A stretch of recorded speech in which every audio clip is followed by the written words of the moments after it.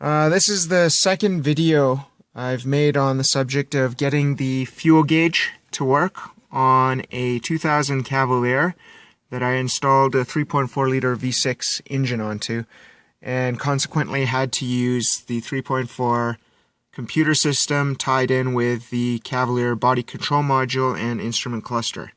All the gauges actually ended up working except for the fuel gauge.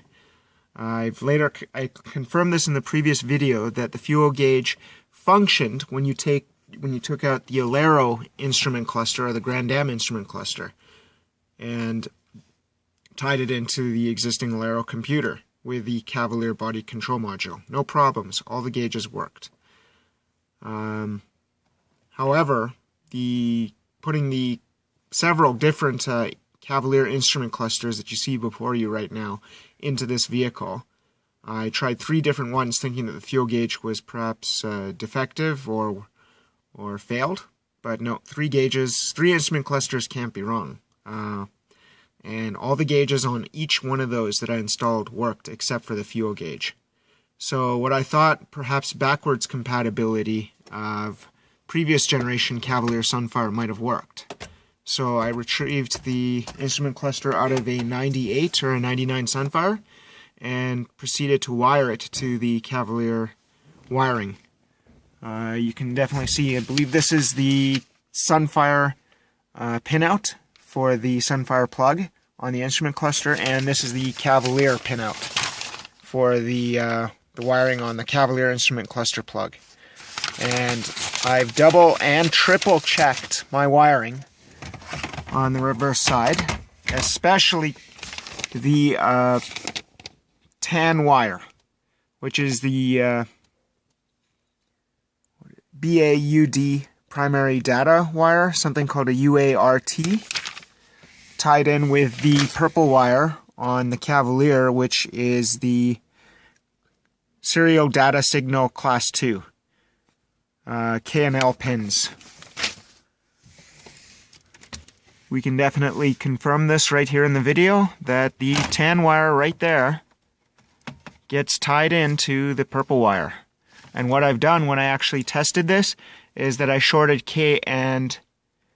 contacts K and L, which are according to the diagram here, together. Because if you look at the instrument cluster of the Cavalier, they're actually tied in together internally on the instrument cluster. So I basically just connected that and then shorted the K and L pins together, as it would have been on the factory newest generation Cavalier cluster. I may have been having one issue with this, is that I wired everything, including the key sense switch for a pass lock key 2 system, or pass lock 1, I should say. And I did plug it in. Initially, I tested the gauge without it plugged in and started the vehicle.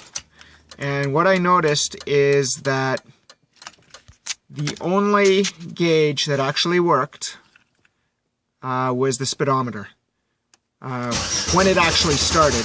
Right now I'm having the starting issue because the pass lock system on the factory control module is not registering, because I actually plugged it in later thinking that it was a data line connection problem and tried to relearn the OBD2 system, but I had no such luck. So I removed it, and now I'm just relearning the original resistance value on the lock key cylinder right here before I can get it started, which is basically a half-hour procedure of continuing to crank the engine, waiting for the light to go out, continue to crank the engine. Anyway, I digress. So maybe that this previous generation instrument cluster does in fact work, that I just have to cut the wires to the the body control module of the Cavalier and run it directly to the instrument cluster, but I'm not exactly sure how that would affect the starting ability of the vehicle, as it will no longer be running.